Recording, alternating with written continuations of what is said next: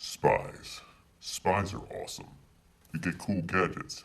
They get to go great places. They get to do almost anything they want. Today we're going to talk a bit about spies. First of all, we're going to do a little contest. All right, so if you're there watching with your siblings, grab a pencil and paper. You can put this on pause if you want, but I'm going to give you 30 seconds to write down as many spy movies or spy stories that you can think of. All right, so grab a pencil and paper and get ready, because here we go. Ready? In 3, 2, 1, go. 30 seconds.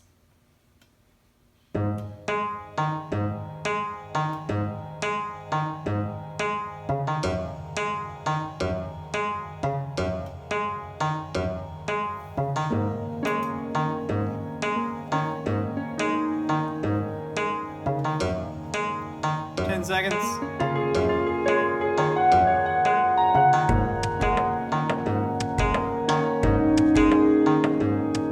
Time's up. All right, put your pencil down. Let's see. Let me share with some of the ones that I came up with, and maybe you came up with different ones. Maybe you came up with more. Did you beat your siblings? How many did you get? All right, here's some of the ones that I thought of: James Bond, Jason Bourne, Mission Impossible, Man from U.N.C.L.E., Spy Kids, Get Smart.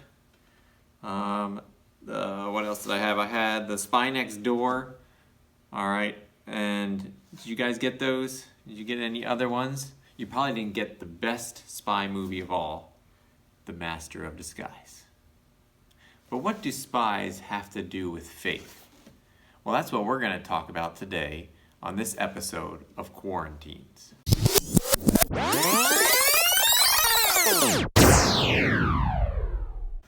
Everybody likes a good spy story, but did you know there's a lot of good spy stories in the Bible?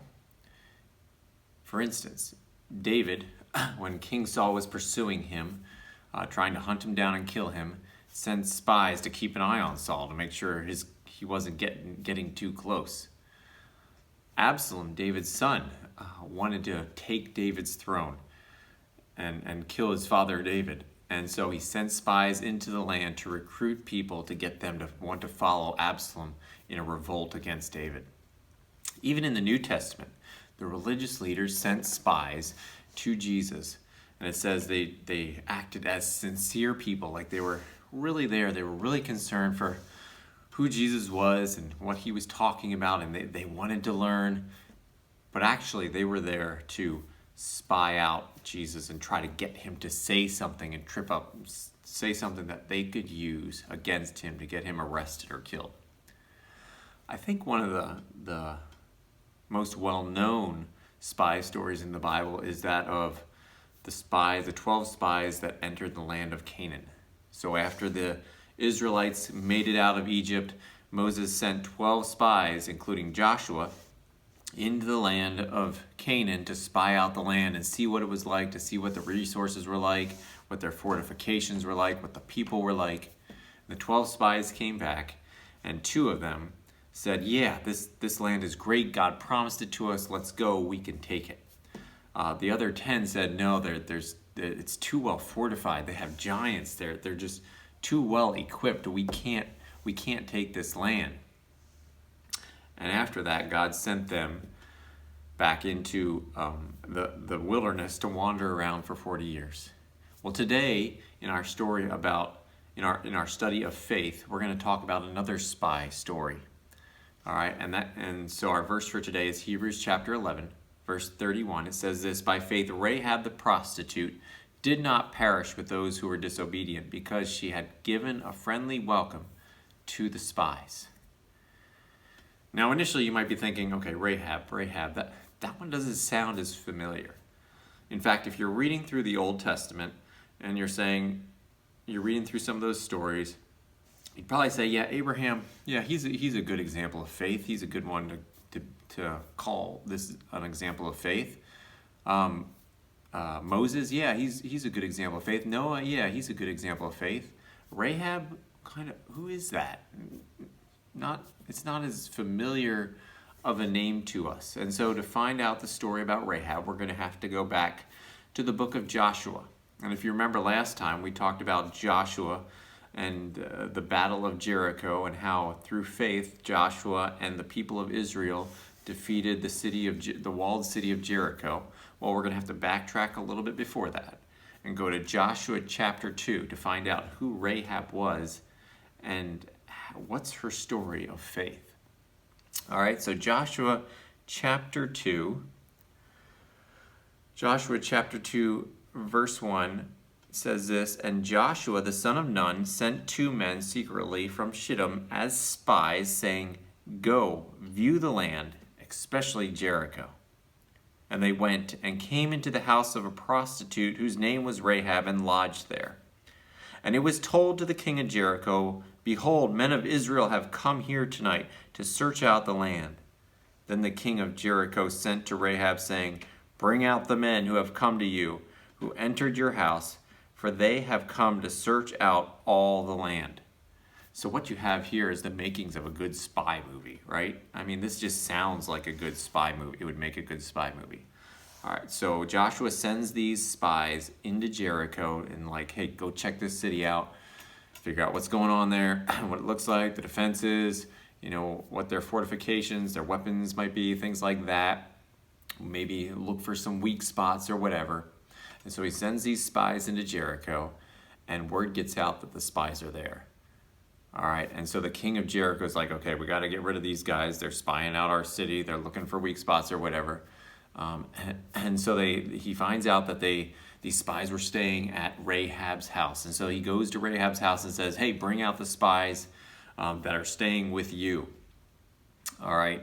And so, I mean, like I said, it's the makings of a good spy movie. It's almost like the part in the spy movies where the guys are trying to find them and the spy is just hiding just on the other side of the wall or just around the corner. They're that close, and it's like the suspenseful part of, are they actually going to find them? Are they not? All right, so let's keep going. The king says, bring them out. Verse 4 says, "But the woman," that's Rahab, "had taken the 2 men and hidden them. And she said, 'True, the men came to me, but I did not know where they were from. And when the gate was about to be closed at dark, the men went out. I do not know where the men went. Pursue them quickly, for you will overtake them.' But she had brought them up to the roof and hid them with the stalks of flax that she had laid in order on the roof. So the men pursued after them on the way to the Jordan as far as the fords, and the gate was shut as soon as the pursuers had gone out." So here we have Rahab hiding these spies from those that were trying to find them, those that were trying to capture them and kill them. All right, and so we find out that she led the pursuers astray and said, hey, they left the city. If you go after them, you might be able to find them. But what was really going on is she had hidden them right there in her house where they were all standing. All right, and so we get this story about Rahab and who she was and what she was doing. And it makes you kind of think, well, why was she doing this? Maybe she didn't like the king of Jericho. Maybe he's not the guy she voted for. Or maybe she was looking to make a little extra money, thinking, hey, these spies are going to give me some good money for hiding them. So let's continue on and find out, why is it that Rahab would do this for these spies? Verse 8 says, "Before the men lay down, she came up to them on the roof and said to the men, 'I know that the Lord has given you the land, and that the fear of you has fallen upon us, and that all the inhabitants of the land melt away before you. For we have heard how the Lord dried up the water of the Red Sea before you when you came out of Egypt, and what you did to the 2 kings of the Amorites, who were beyond the Jordan, to Sihon and Og, whom you devoted to destruction. And as soon as we heard it, our hearts melted, and there was no spirit left in any man because of you. For the Lord your God, He is God in the heavens above and on earth beneath.'" So here we find in this conversation with the spies, Rahab's real reason. She saw what God was doing and believed Him.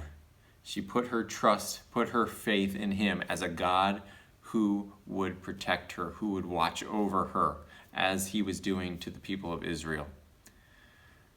You know, it's easy as we look through the book of Hebrews here, as we're going through Hebrews chapter 11, the writer of Hebrews doesn't say, okay, here's a definition of faith, memorize it, be able to say it forwards and backwards. Okay, he also doesn't say, here's a list of things that you need to do in order to have faith in God, or this is the instruction manual for having faith in God. Instead, he gives us example after example after example of people and who put their faith in God, in what God was doing, in how God was working. They saw what God was doing, they put their faith in God, and that's what Rahab does here. She hears what's going on with the Israelite people and how God is leading them to the land that God had promised to them. And she said, man, everybody's heart melted, man. They had no fight left in them. They were scared to death. But her, watching what God was doing, knew that this is a God who can be trusted. This is a God to put my faith in. And so she hid the spies because she had faith in God to protect her and them. And so by faith, Rahab the prostitute did not perish with those who were disobedient. Remember, we talked about last week Jericho. The whole city was destroyed. God brought the whole city down, the walls and everything, except for Rahab's house. Her house was in the wall of the city of Jericho, and yet all the walls fell down except for Rahab's house. God protected her and her family because of what she did for the spies and because of her faith in God.